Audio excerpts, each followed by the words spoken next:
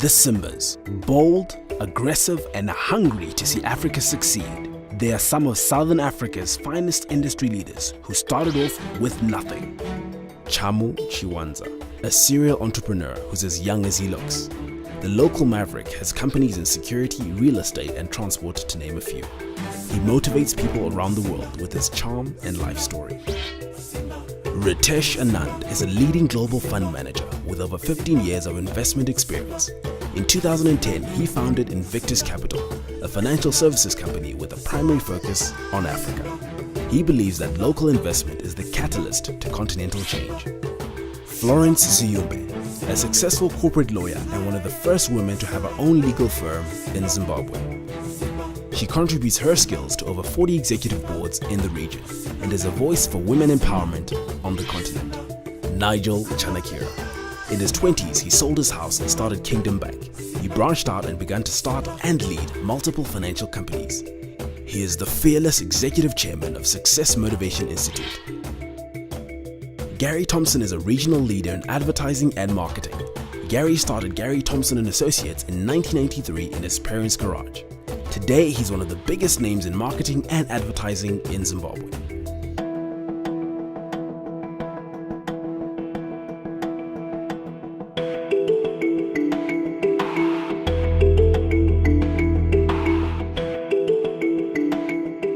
Good day, Simbas. My name is Tawanda Maguze and I'm representing my company called Bitfinance.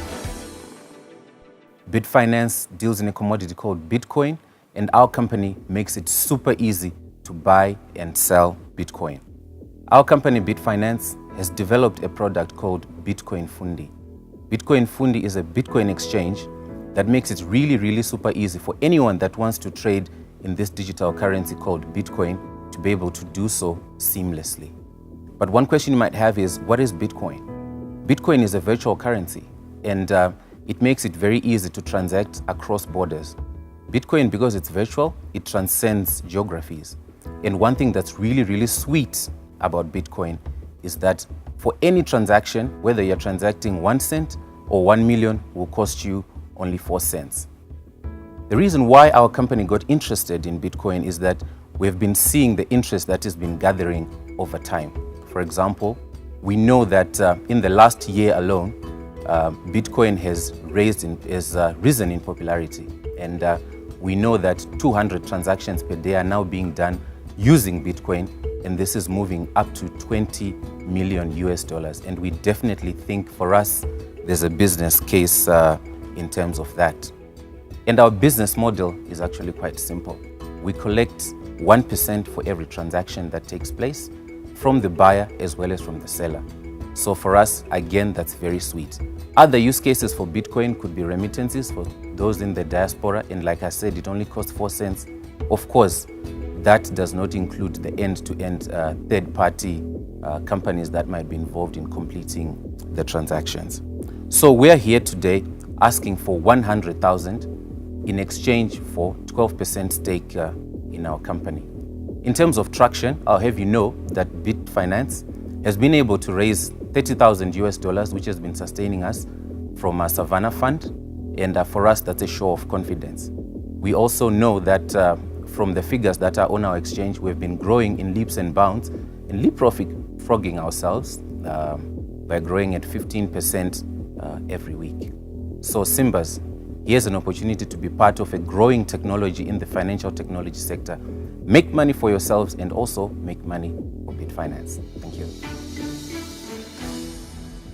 Thank you, Tawanda. Perhaps we can talk a little bit about your financials. How much money are you making? Right now, we haven't started making any money. And the way we're looking at it, we're not going to make any money for the next couple of months as we're still building. Ours is a volumes business. Like I said, we're collecting 1%, and 1% is not a lot. So we really need to pump up the volumes. We need to get this out there, get it known. And the moment we start pushing volumes, I think then we can start moving from only revenue and we start talking about profit. So what's your break even in terms of transactions? Our break-even point, I'll give it from the perspective of what our running costs will be for 1 year. Our running costs for 1 year will be around 100,000, and this is money I'm looking at that will go into market making, This is money that will go to covering overheads, salaries, and also money that will go to covering our float. So in terms of that break-even, we're looking at 100,000 as operating costs inside 1 year. Tawanda, you should be aware, of course, that Zim dollarized. The concept is not new. You haven't pioneered this. And so the barriers to entry are pretty low for a player like you. So why do you think you will succeed when Bitcoin has rivals globally? Okay. For starters, we think as Bitfinance here in Zimbabwe, we have an early movers advantage. So early movers advantage means that we're going to be able to strike deals with the big partners, third-party partners that are going to make it possible to connect end to end. So that's number one. And in terms of the technology that we are building, we are not copy-pasting a technology. We've been building this technology from the ground since December 2014. So we are quite confident that for any player to come into the market, they would have to run really hard, land on the ground running in order to catch us, because we've already started. So all you think you have is really a 6-month lead time when you've got global competitors who are using the same, technology, basically, to do that. I think you're stuffed because A, the dollar, and B, this has been done before. We've got people in the diaspora that are using this sort of funding or transactions. And so from my perspective, I can't see your competitive edge other than the fact that you just started the idea in Zim. This final question from me, do you understand the clearing house, and how will you clear your transactions with other players, as well as interconnect with the likes of EcoCash? Okay. Right now, I'm not at liberty to give detail in terms of how we are going to be pinging to each other.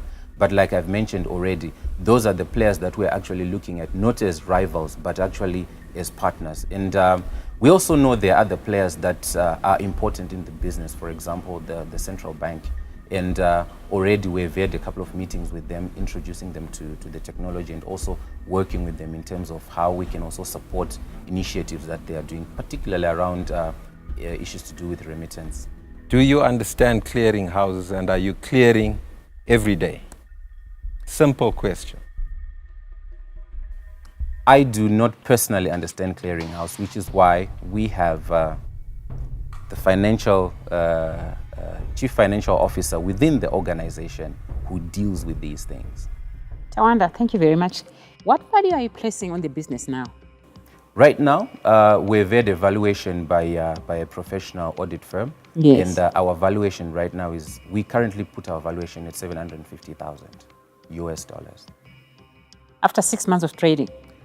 This is after 6 months of trading, including the additional time that we've invested in terms of man hours and in terms of the intellectual property that we have developed.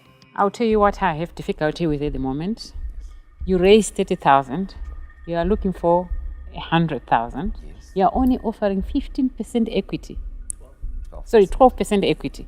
It could be 15. Maybe I'm looking for 15, I don't know. But 12%. If you want to negotiate 15, I'm willing to negotiate that. I am extremely worried about the amount of equity you are offering compared to the stage that you have reached with your business.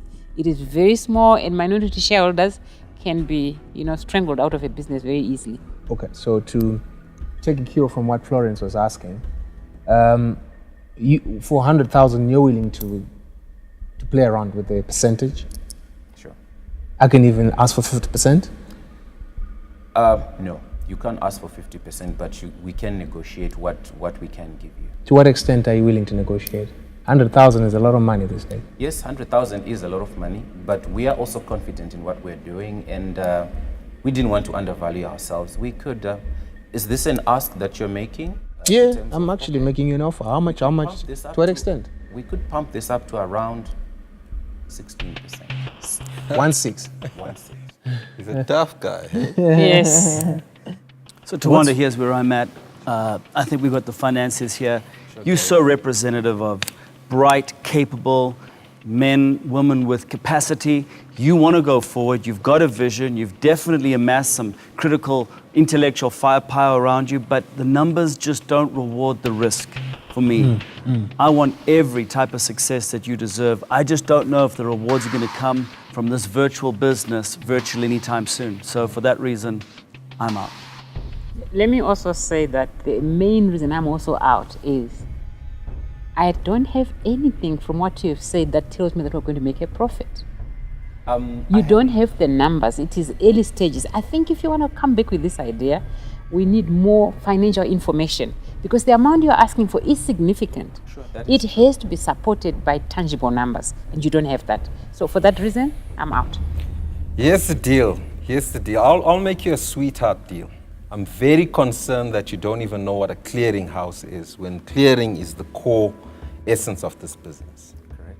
How's this? I'll mentor you. I started banks in the region. I'll mentor you, take you through what a clearinghouse really is, and then run your numbers for you. I've got an app. You play with the app, you do your sensitivities, and for that alone, I'll take that 12% in terms of equity. How's that? Doctor, that sounds like a very sweet deal.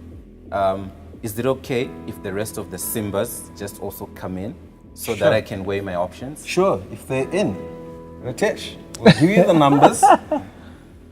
numbers. I'll do the clearinghouse bit, which he clearly has no clue about what he's talking about.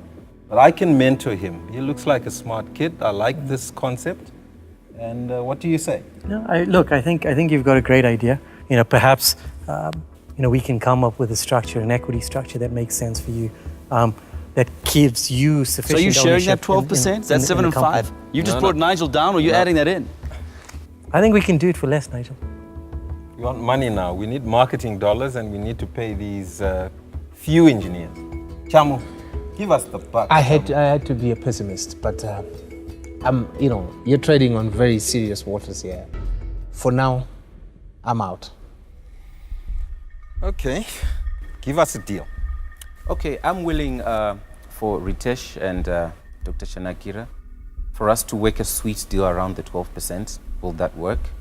Doctor, can I share your 12% with Ritesh, with what he's bringing? He's also bringing in mentorship. And as a What company, mentorship? Come on. I've given you all that you need. You need somebody who understands the banking regulations.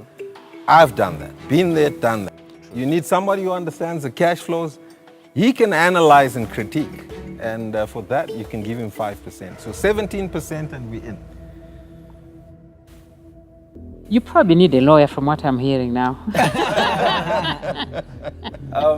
Okay, 17% is pushing me a little bit hard, but for what you two guys are worth, Doctor, I'll take it.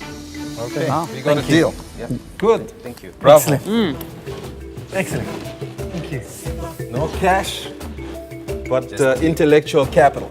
Thank you so much. Good. Simbas, thank you so much for your time. You're Thank welcome. you. Thank you, Tawanda.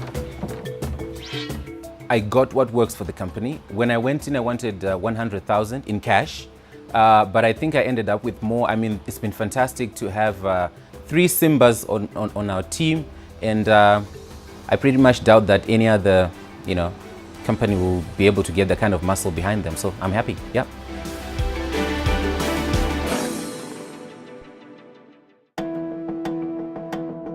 Kadira and Wallace are training up children in financial literacy.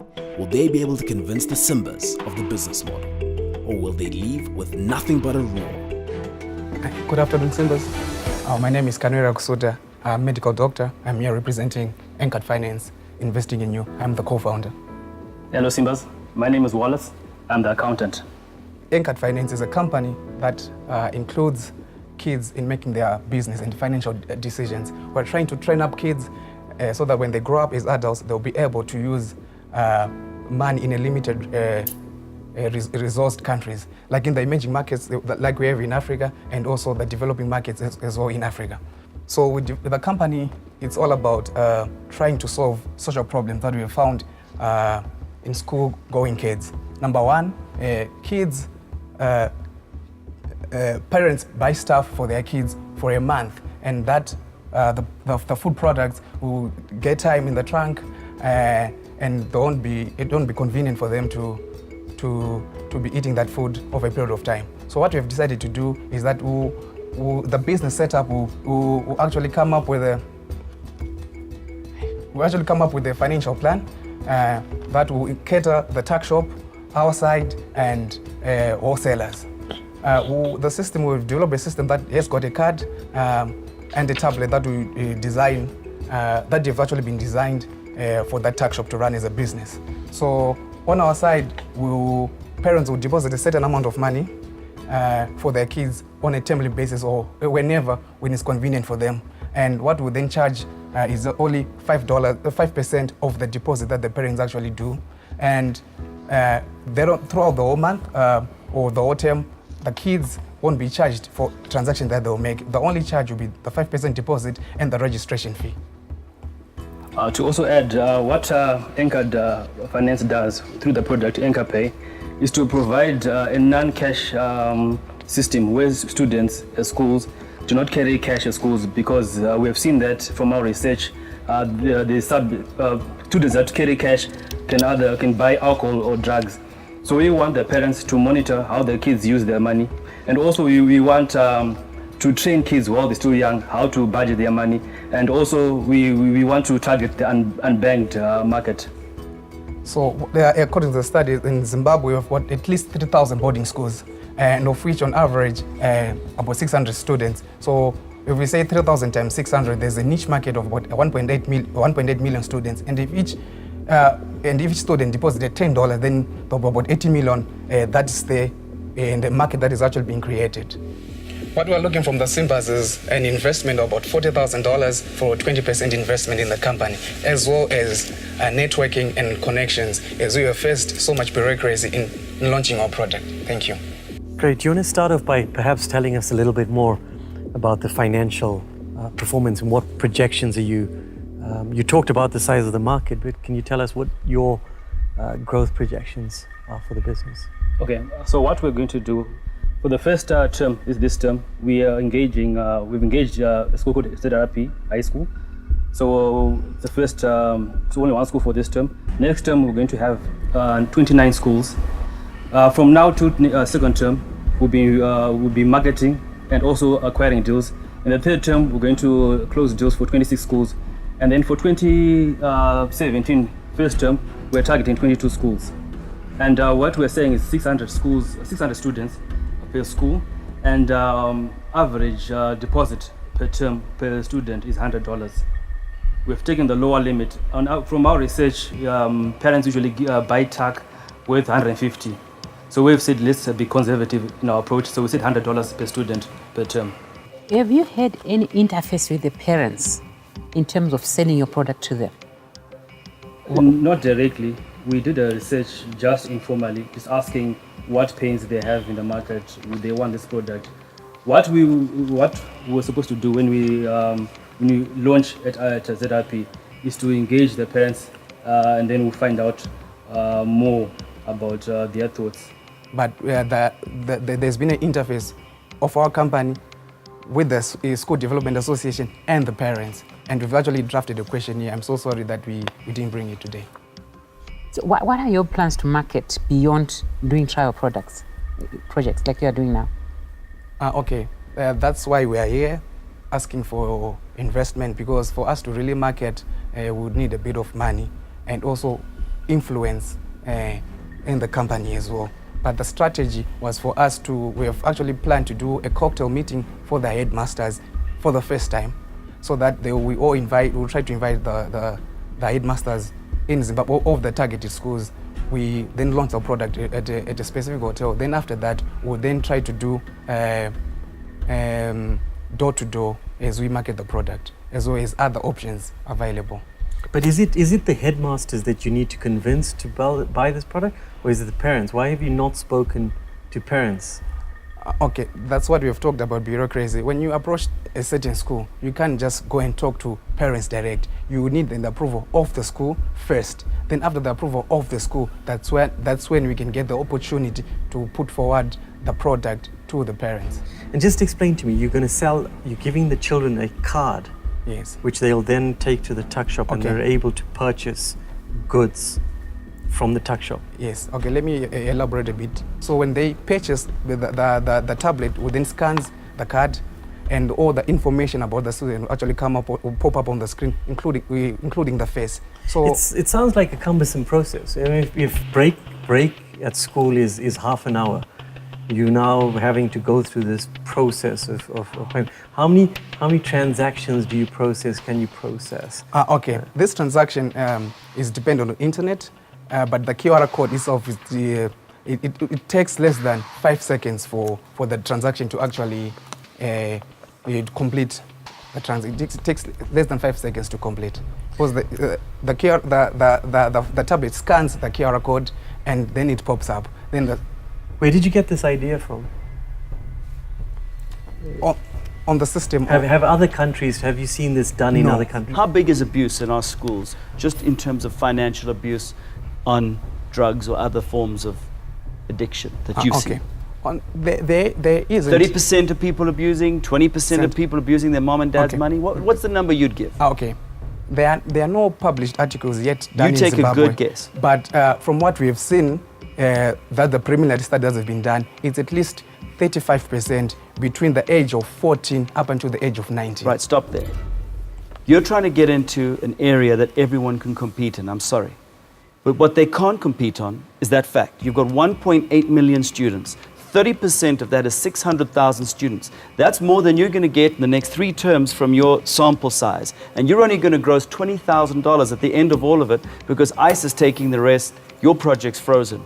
I would submit to you, if you gave solutions to parents on abuse for their kids, not just in finance, but in other things, and you linked in this technology side, you'd make a lot more money and I'd be a lot more excited. And for that reason, I'm out. But I'm behind you to solve the problems that are much bigger. Thank you. So your revenue model is focused on transactions that take place, or transaction fee. What are you focused on? That 5% is really your revenue here? It's for now, yes. Yeah, but then look at it this way. I've been a banker for over 25 years, and I can tell you that the volume and frequency of transactions is where the money is made, not on a flat fee. I mean, you're going to break history. You're going to make history here. You're going to be the only guys that charge a flat fee for unlimited transactions, by the sounds of it. Is AnchorFit a charitable company? Are you trying to build a business that helps children save money? You know, or are you in this business to make money? If you're in this business to make money, then it has to be volume. No, as Nigel says, you can explain it however you want to. Bottom line is, tuck shop or volume of transactions is what's going to drive this business, not the 5% fee. And for that reason, I'm out. Okay. I just want to say, to be very frank, I don't want to break your hearts, but come on, guys, you need to be serious. This thing is not new, and I think you all know that. You're just trying to put some technology into it. And seriously, for 40 grand, you're joking. I'm out. Doctor, for me, I'm also out because you simply didn't give us sufficient detail on this product, and I am not convinced, so I'm out. To answer the question, it makes sense to do it according to number of transactions, but also you don't want to dissuade our potential clients from wanting to use our platform because it'll be too expensive. But 5% is too expensive, so I'm out anyway. Thank you very much. You're welcome. Cheers. Good luck. Thank you. I think it's a wrong prescription. It's not. Yeah, I think it's also. You know, they When you fail to prescribe describe to people that you can do it, it's gonna work. I don't think it's true. I don't. You know, and they Yeah, don't. this they product didn't, as is you not said, gonna they work. They didn't describe. I think the their product. failure is just not articulate. And for a doctor, that's also amazing. He just wasn't Yeah, but the articulate. product itself. Didn't even describe the product. What they're trying to do is to substitute us from giving our children money by giving them a biometric card. Yeah, but which doesn't 5% work. is too high. Okay. That can be lost as Chamu, well. I like the concept of you giving my children money. It was a very good experience. We got grilled left, right, and center. But what I'll get out of this is that there are certain things that I've learned that I'll actually put, that will actually develop me as a person and also as a business together with my friend Wallace. And as well as a business. Thank you.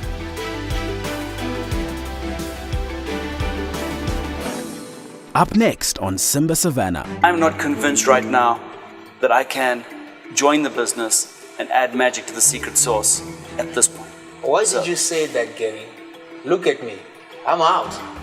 But Gary, we want your marketing skills. I'm in, and so I'm batting for them. You know, this is, you know, these guys are onto something. Chamu, what's going on there? Chamu, you gotta be in. We're gonna take over the city, I'm telling you. Like we do. Gary influenced me. But I'm trying to influence you back.